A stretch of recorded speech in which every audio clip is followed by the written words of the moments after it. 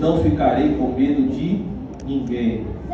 E os últimos dizem, 13 e 14, estou certo de que verei, ainda nesta vida, o Senhor Deus mostrar a sua bondade.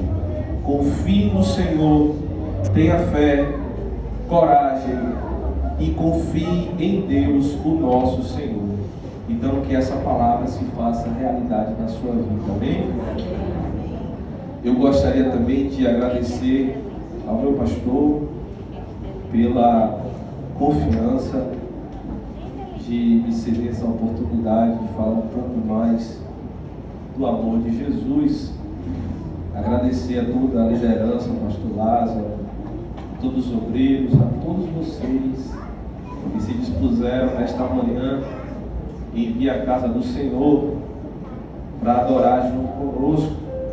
Agradecer a minha família, a David também, que é um irmão adotado, faz parte da casa, um adorador. E eu sou grato a Deus por todos vocês, tá? Vamos compartilhar o texto, que é o tema da nossa festividade. Confesso aos irmãos que tive dias de luta. Eu liguei para o pastor na sexta-feira, mandei uma mensagem para ele, falei, pastor, eu estou com febre alta, não passa, tomei todos os remédios que eu conheço, e nada resolve. Ele falou, é só careta do diabo, e o Senhor me guardou, me preservou, segundo esta palavra, amém?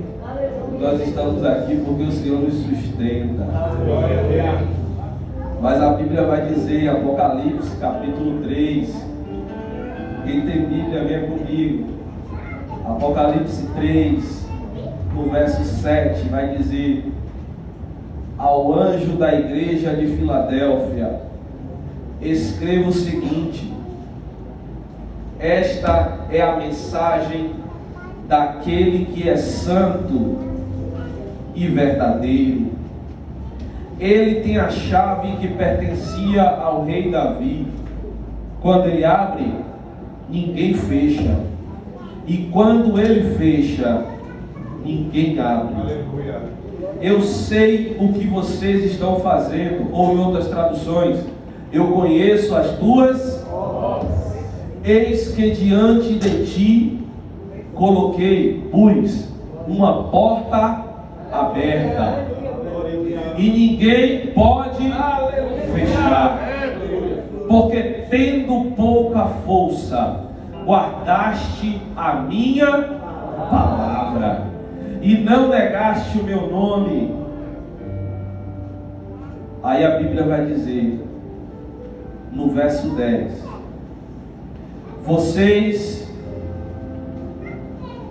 têm obedecido a minha ordem para aguentar o sofrimento com paciência, e por isso eu os protegerei no tempo da aflição que há de vir sobre o mundo inteiro, para pôr à prova todos os povos da terra. Eis que venho sem demora. Vou repetir: eis que venho sem demora. Guarda o que tens, para que ninguém tome a tua coroa. Quem pode se alegrar por isso? A história vai nos contar que quando Jesus ainda estava na terra, ele vai lançar uma palavra no templo e vai dizer: vai chegar um dia que neste templo não vai ficar pedra sobre pedra. Ele vai dizer que o templo vai ficar destruído, não vai sobrar quase nada para contar a história. A estrutura que existia no tempo em que Cristo estava, ele estava dizendo, essa estrutura vai ser abalada. Vai chegar um tempo que essa estrutura não vai subsistir. Aí a história vai andar. Jesus vai morrer na cruz, ressuscitar, subir aos céus, mas antes disso deixar uma promessa. E vai dizer, olha, eu vou subir, mas eu vou preparar lugar. Mas mas eu volto. E quando Jesus sobe aos céus, ele vai dizer: ficai em Jerusalém, até que do alto venha vir o revestimento. Aleluia. Aí a Bíblia vai nos contar que eles assim ficam, e o Senhor vai derramar sobre ele no dia de Pentecostes a presença do Santo Espírito de Deus. E a partir daí se inicia um cenário de perseguição, um cenário de luta, um cenário mais propriamente de se dizer, um cenário de resistência. E o povo de Deus começa a se espalhar, pastor, por todo o mundo. E nesse cenário se levanta um imperador no ano 79 depois de Cristo, por nome de Tito. E esse imperador vai invadir Jerusalém.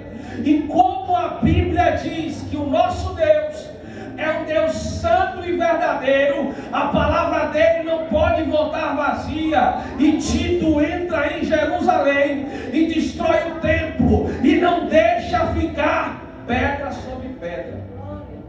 Isso porque Deus é um Deus que zela por sua palavra. Mas Tito vai morrer. E quando Tito morre, vai se levantar um novo imperador. Esse novo imperador, por nome Domiciano. E Domiciano era um imperador que tinha um objetivo de vida no seu império. Ele queria restaurar a glória de Roma.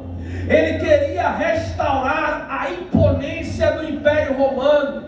E aí ele vai trazer de volta, pastor Lázaro, a fortaleza dos seus deuses. Ele vai trazer de volta a cultura romana. Ele vai invadir o Senado e vai derrubar o Senado romano e vai se instituir como um imperador absolutista. Mas este imperador foi além.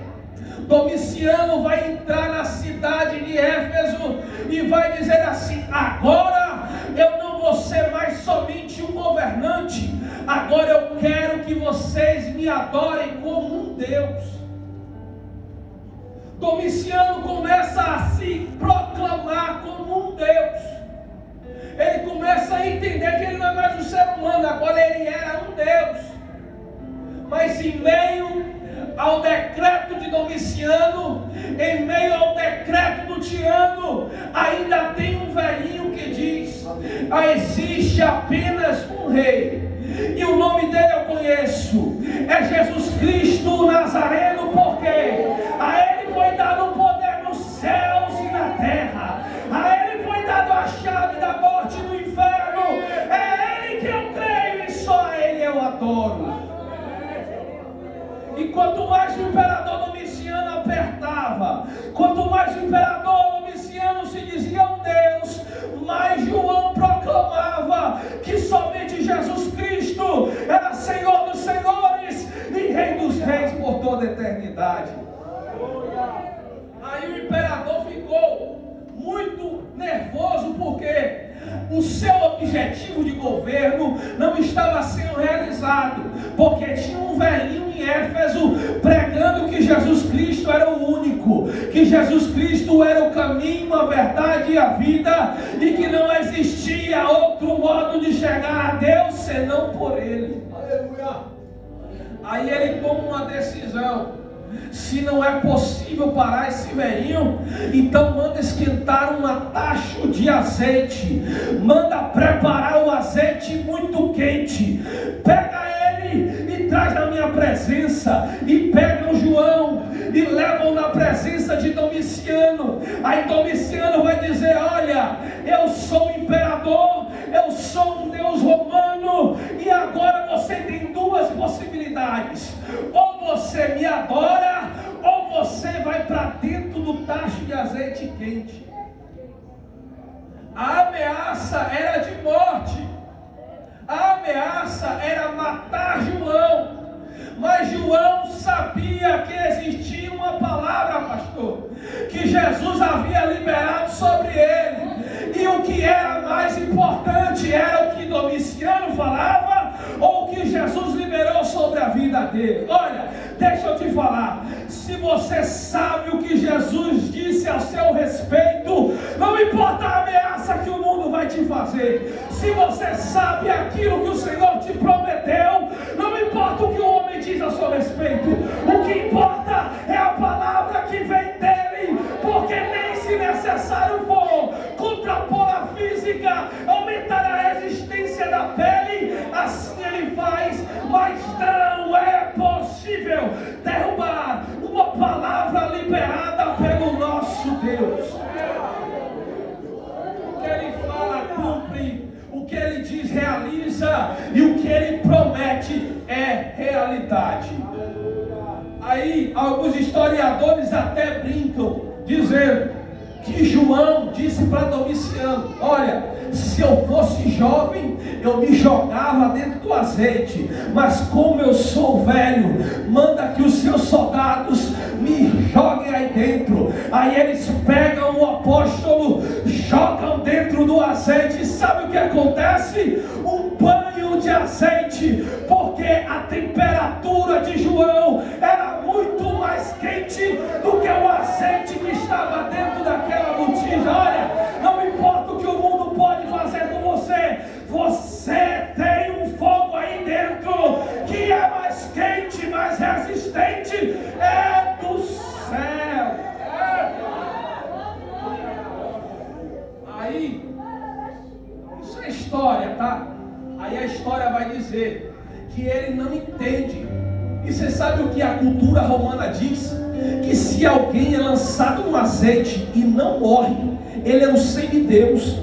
Ele começa a ficar assustado com João, porque João não consegue ser parado, João não consegue nem ser morto, porque Deus diz que ele, Jesus disse que ele não morreria como Marte, nem matar João ele tinha capacidade. Ele vai dizer o seguinte: então eu vou pegar ele e eu vou mandar para uma ilha no mar Egeu. Que ilha?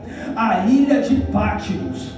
Porque a história vai dizer, eu só estou contextualizando para você entender a história. A história vai dizer que a deusa Ártemis era quem fundou a ilha de Pátimos, uma deusa prisioneira. Aí ela vai afundar Pátimos, e depois de um tempo ela vai trazer Pátimos de volta. Isso é mitologia. Eles estavam crendo que ali era um lugar de aprisionar semideuses ou deuses. Eles achavam, pastor, que realmente João era um semideus, mas eles não entendiam que João era nada, era fraco, era pequeno, mas o Deus que João servia, esse sim, era grande, poderoso, verdadeiro, santo, justo, fiel em todas as suas palavras. Aí Domiciano vai prender João, vai pegar João, lançar em Pátimos. E lá em Pátimos a Bíblia vai nos contar que quando João chega, quando ele chega em Pátimos, algo sobrenatural vai acontecer. Olha, o inimigo achou que o isolamento físico de João seria a resposta para parar a mensagem que ele carregava. Eles achavam que parando o contato de João com a igreja de Éfeso, eles iriam matar o ministério de João, eles iam conseguir instituir o governo romano, a cultura romana, eles trariam de volta os deuses para dentro da igreja de Éfeso. Mas o que eles não entendiam é o que eles achavam que era um ponto final. Para Deus eram 7 novas igrejas sendo edificadas pela palavra que aquele homem carregava. O diabo até pensa que pode nos parar, nos paralisar, nos aprisionar, mas cada vez que ele tenta, ele só aumenta a nossa capacidade de levar o evangelho à frente. Por que, presbítero Rai? Porque se hoje subir um decreto que nós precisaremos fechar as portas, então nós iremos para a rua, e se na rua for proibido, nós iremos para as casas, mas nós não vamos parar. Sabe por quê? Porque existe uma palavra liberada, que as portas do inferno não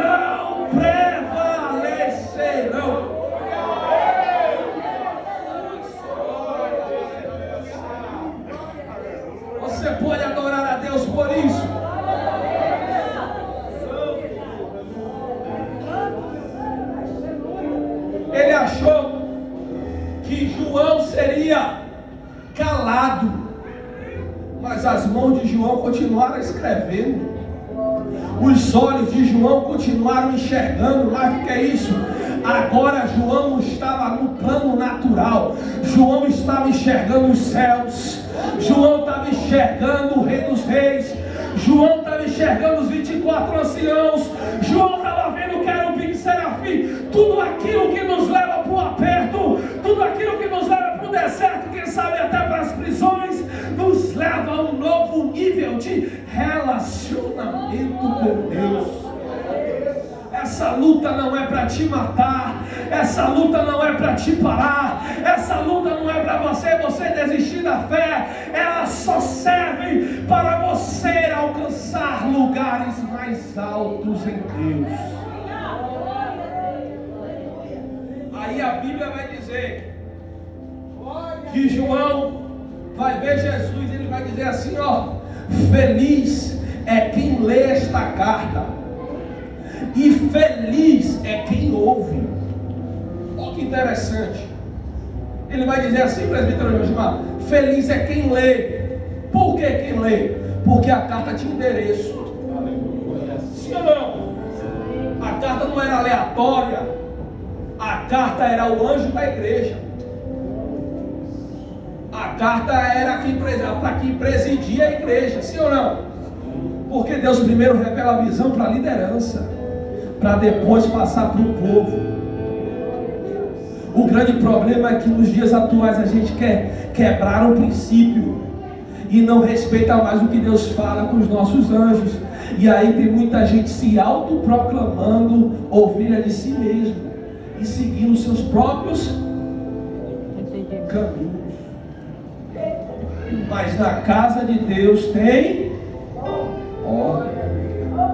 Primeiro Deus fala aqui e depois, e feliz é quem lê, porque grande é a honra de servir a Deus no ministério.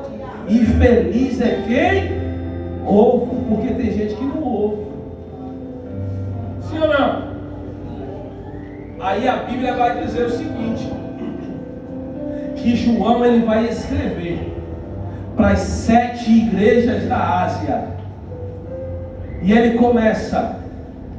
E em todas as igrejas nós vamos perceber algumas características muitas negativas.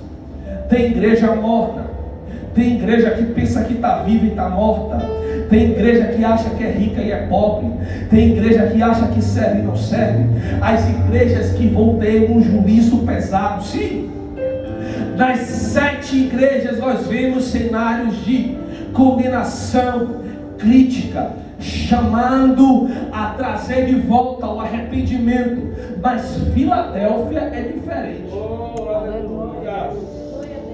Para Filadélfia a escrita ela é diferente, porque a maioria está corrompido, mas ainda tem uma minoria que não se corrompeu. A gente não pode botar todo mundo no mesmo cesto. A maioria de 7, 6 tem problemas, mas uma não tem. E que igreja é essa? É a igreja mais jovem. Porque a história diz que das 7 igrejas, a mais jovem a ser fundada é a igreja de Filadélfia. Então, nem sempre ser jovem quer dizer que você não pode ser fiel, sim ou não? Ou seja, idade não conta para ser ou não pecador, para ser ou não fiel. Idade não diz nada. Quem é, quem não é, não é. Você pode ter 50 anos de crente, pode ter um. Se Jesus tocar a trombeta, se o de 50 está em pecado, não sobe, o de 1 sobe. E aí? Culminou que a mais jovem era fiel. Porque tem um grande risco no Evangelho, a gente se acostumar com ele, se acostumar com a adoração, se acostumar com o culto. Aí você começa a vir no automático. Mas Jesus nos convida hoje a sair do automático, a não precisar que o pregador convide você a adorar para você adorar, a não precisar que o levita precise cantar para você adorar, a você entender que só Ele é digno de honra, só Ele é digno de louvor. E se eu estou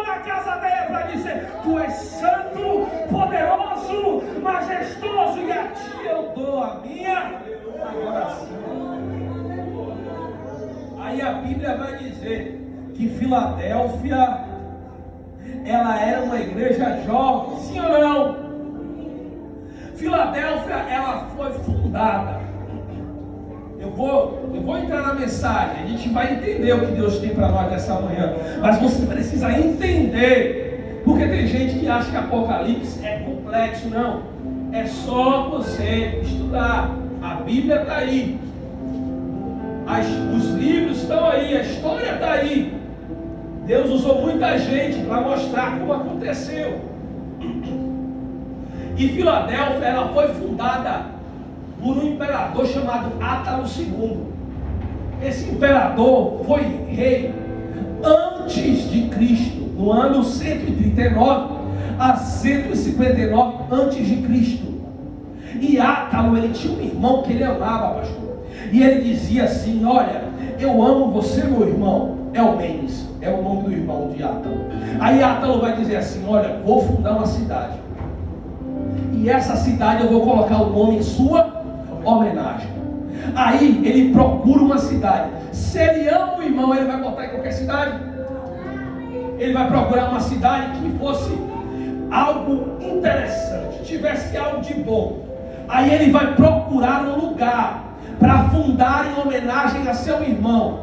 Aí ele vai ali na rota comercial para o Oriente, e em um local estratégico, ele vai chamar os colonos de Pérgamo e vai dizer: vai para aquele lugar e funda uma cidade. Que nome vai dar? O nome é homenagem a Eumenes, meu irmão, e o nome vai ser Filadélfia, amor fraternal, amor de irmão. Aí ele vai fundar ali. Aquela cidade tinha um objetivo, não era uma cidade aleatória, ela era conhecida como a porta do Oriente, ela era conhecida como a pequena Atenas. Aí ele vai levar para lá templos helenistas, ele vai levar para lá lugares de debates filosóficos, ele vai levar para lá uma forte potência comercial, porque aquela cidade tinha um propósito de honrar o seu irmão.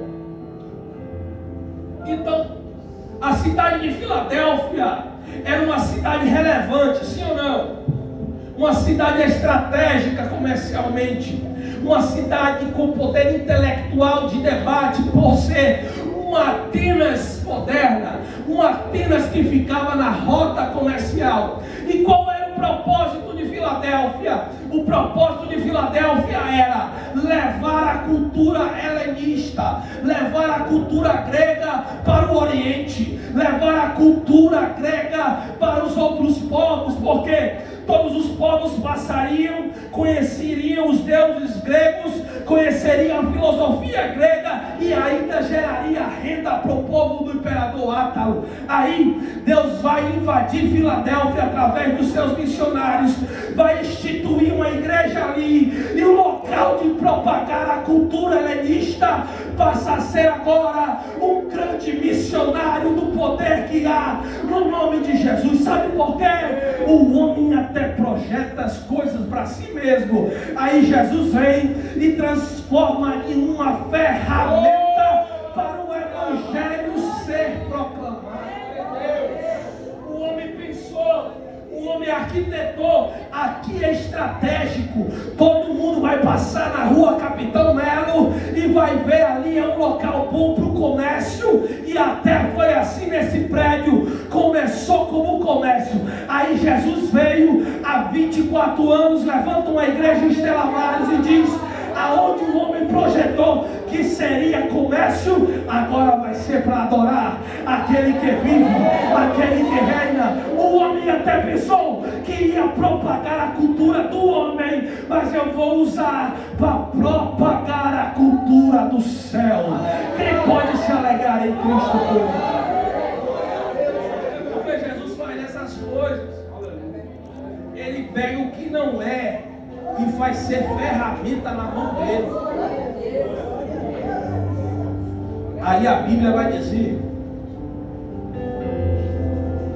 que ao anjo da igreja, versículo 7, que está em Filadélfia. Todo mundo agora sabe o que é Filadélfia. Esta é a mensagem daquele que é santo e verdadeiro, aquele que tem a chave de... Quando Jesus começa a carta, ele vai dar 3 pontos para que eles reconheçam quem está falando. Primeiro, Jesus vai dizer assim: olha, eu sou santo.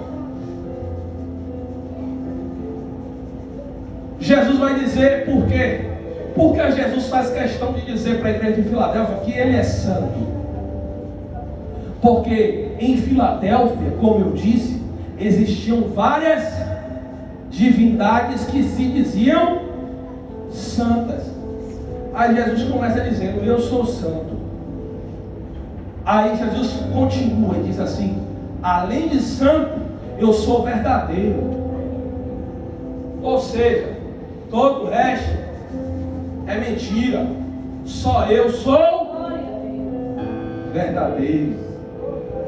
Aí ele continua e diz assim: olha, eu tenho uma chave que era de Davi, que abre e ninguém fecha, que fecha e ninguém abre. Jesus começa a carta dando 3 características de si mesmo.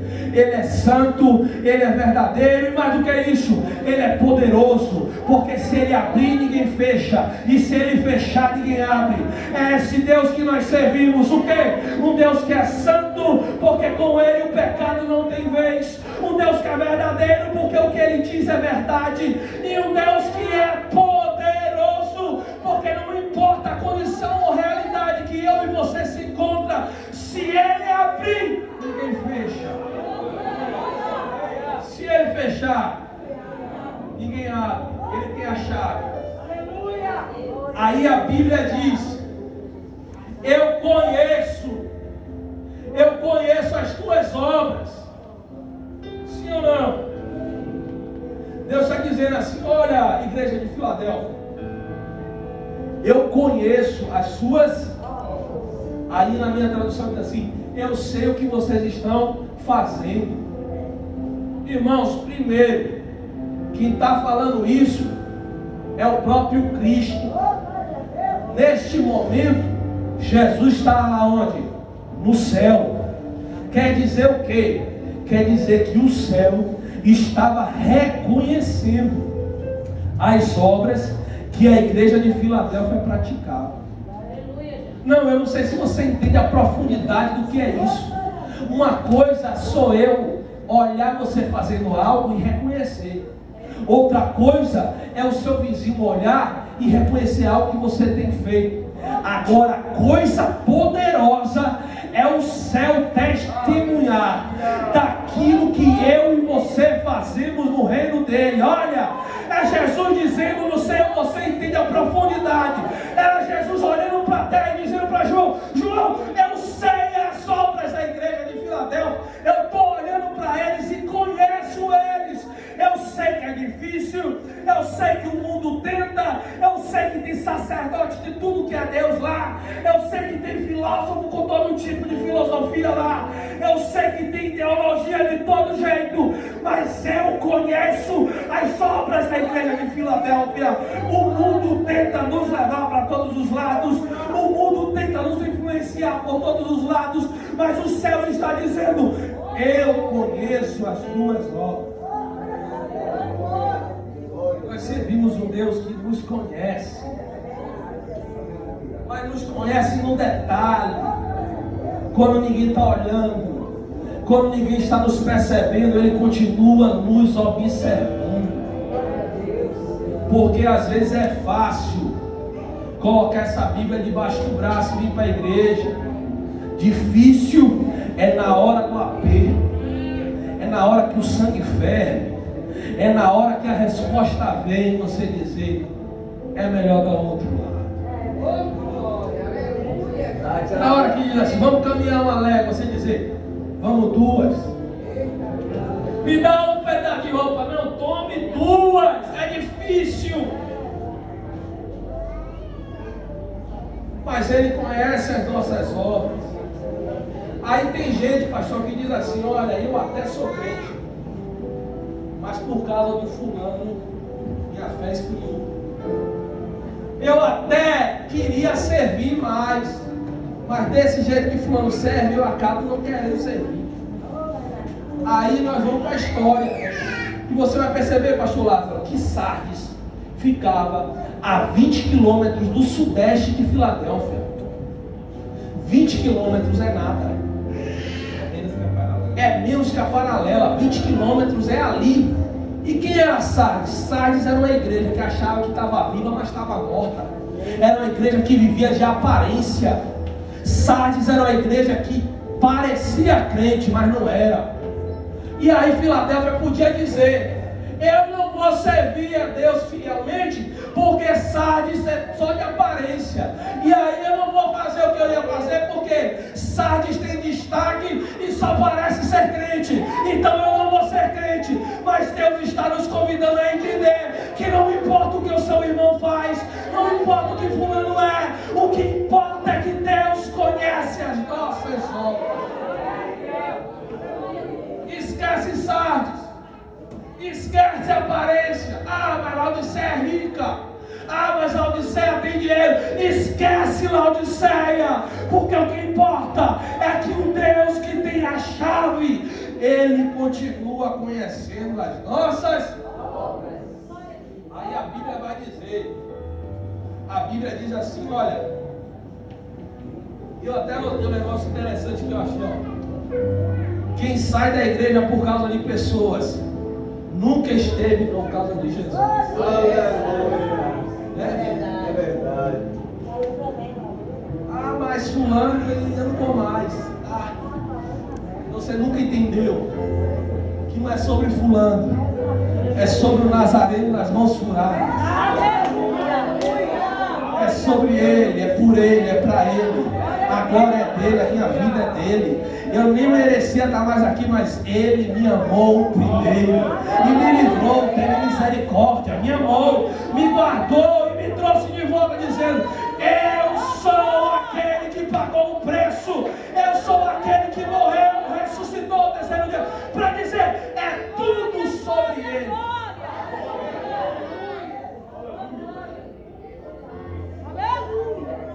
Aí a Bíblia diz, vocês querem ouvir? O tempo já está indo embora. A Bíblia diz, olha, eu conheço as tuas obras. Aí diz em seguida, eu sei que vocês têm pouca. Imagina uma igreja jovem, de uma cidade jovem, e ainda tem pouca força. Mas por que, presbítero Rai? Porque a maioria dos membros dessa igreja, os historiadores dizem que eram pobres e escravos. Uma igreja de pobre e escravo. Tem alta relevância social, sim ou não? Baixa relevância social. Aí a Bíblia vai dizer, eu sei que vocês têm pouca força, vírgula, mas tem obedecido a minha, tem obedecido a minha palavra. Mas o que é isso? São fiéis a mim. O que é que a Bíblia está dizendo? Você pode até ser fraco, você pode até ser pequeno, você pode até não ter relevância, mas obedeça a minha palavra e seja fiel.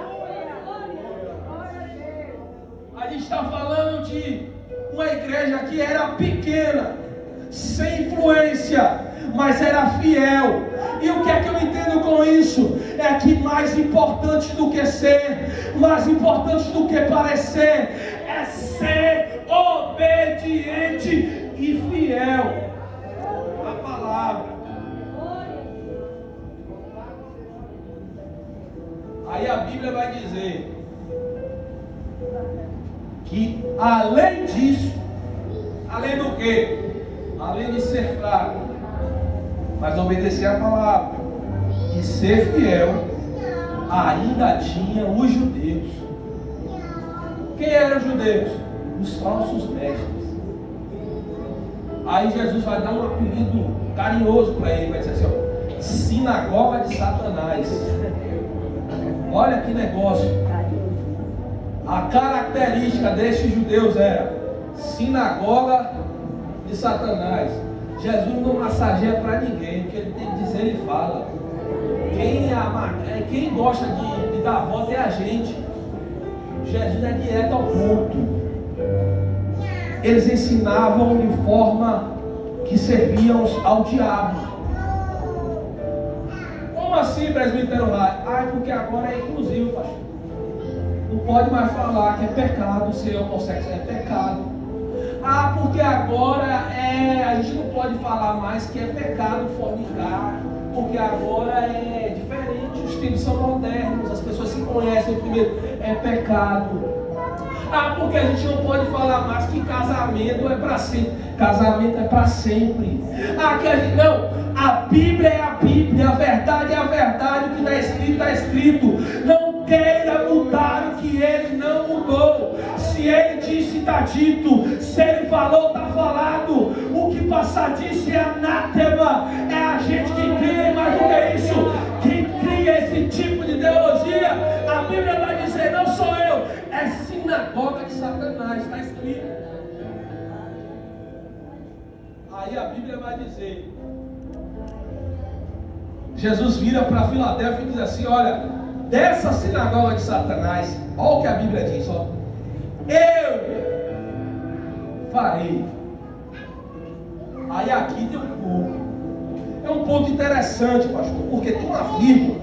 Jesus caracteriza esses judeus como sinagoga de Satanás e avisa eles e diz assim, mas eu farei. E onde é que está o problema disso aí, Rai? O problema é que às vezes a gente quer fazer, a gente quer mudar, a gente quer trazer a consciência, quem não quer ter consciência, a gente quer mudar, quem não quer mudar. Aí a gente começa a quebrar o braço, a gente começa a lutar contra a força, enquanto Jesus está dizendo, sou eu que mudo, sou eu que transformo, sou eu que convenço o homem do pecado, sou eu que mudo a história. Prega a palavra, fala da palavra e deixa que o resto Jesus faz. Fala de Jesus, fala da Bíblia e deixa que o Espírito Santo transforma. Não queira eu e você trazer de joelho quem Deus não trouxe, porque a Bíblia diz que é Ele que vai trazer de joelho. E joelho é sinal de rendição, submissão. Tem gente que acha que quem está no pecado, que quem está na dificuldade, que quem se desviou da fé, Deus vai trazer de joelho para a gente humilhar ele. Quem disse isso? Deus vai trazer de joelho para provar o amor dele.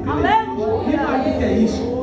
Para transformar quem se arrependeu em igreja. Quando um caído entrar nessas portas, nós vamos abraçá-lo. Amém. E vamos dizer que Jesus tem uma nova história para ele. Que Jesus tem um novo caminho para a vida dele. Porque é fácil apontar o erro, difícil é ajudar a reconstruir quem errou. E o nosso papel aqui não é botar ninguém de joelho, não é quebrar mais quem já está quebrado, pelo contrário, o nosso papel é ser como Filadélfia, fiel e obediente, amando uns aos outros com amor fraternal. E quem chegar rendido vai ter uma palavra. Jesus muda a história, Jesus dá novo caminho, Jesus restaura o caído e Jesus ainda leva para o céu. Como não servir um Deus desse? Um Deus de misericórdia, um Deus de amor. Aí a Bíblia vai dizer: eis que eu venho sem demora. Olha que negócio poderoso. Jesus está dizendo assim, ó, eu venho sem demora. Aí tem gente achando que Jesus não vem mais. Mas ele falou isso, ó. Mas eu quero dizer algo que eu sempre falo, toda vez que eu prego.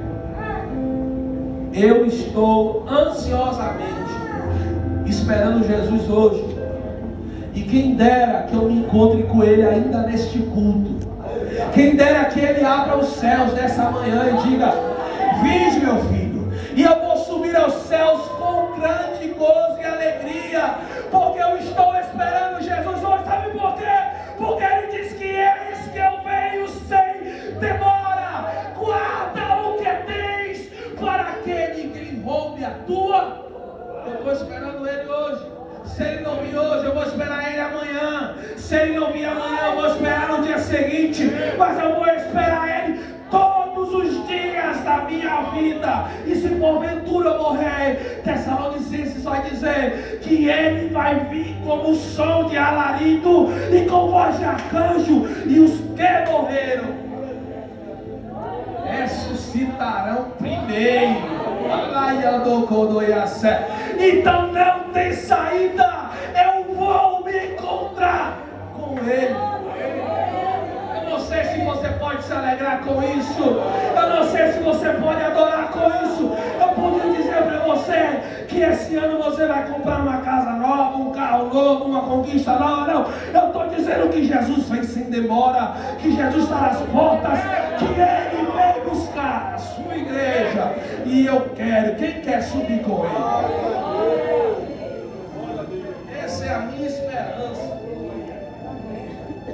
Aí a Bíblia vai dizer, ó, guarda o quê? Mas guarda o quê, presbítero? Como é que guarda se eu não tenho? E quem perdeu? Faz como? Guarda o quê, presbítero, meu irmão? Até tinha, mas gastou azeite. Aí, vai lá comprar. Dá tempo? Será que dá tempo? A gente só guarda o que a gente tem. Aqui está. Eu sou pentecostal, adoro. Gosto do mover, do já, do brá. Mas é necessário entender isso aqui, ó. Porque isso aqui é o que leva para o céu. Isso aqui é o que nos garante a passagem de ida para a cidade que está preparada. A gente só guarda o que a gente tem. Aleluia! O que é que a gente tem que ter? Primeiro, fé. Segundo, guardar o nosso, Paulinho falou ontem, coração. Mais do que isso, guardar os frutos do Espírito. Se a gente fosse enumerar o que a gente tem para guardar no reino, tem muita coisa. Mas guarda o que você. E se eu não tenho, esse busca. O problema é que não é quem não tem. Porque quem não tem, sabe que não tem. E hoje vai buscar. O problema é quem perdeu e não sabe que perdeu.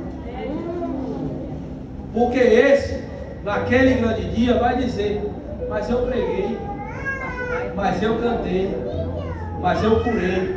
Aí Jesus vai dizer: ó, apartai-vos de mim, que eu não vos conheço. Terrível coisa é tomar essa surpresa. Não tem. Meus irmãos, guarda o que tem, para que ninguém tome a tua.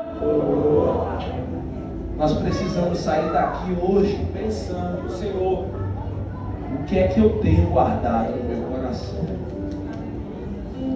Será que eu tenho guardado a tua palavra? Será que eu tenho guardado a fé em ti daquele dia? Será que aqui dentro não está guardando aquele negócio?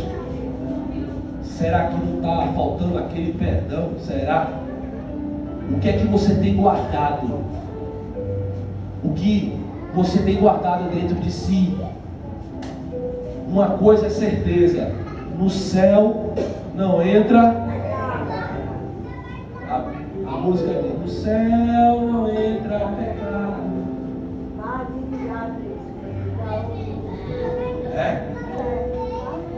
Não tem negociação.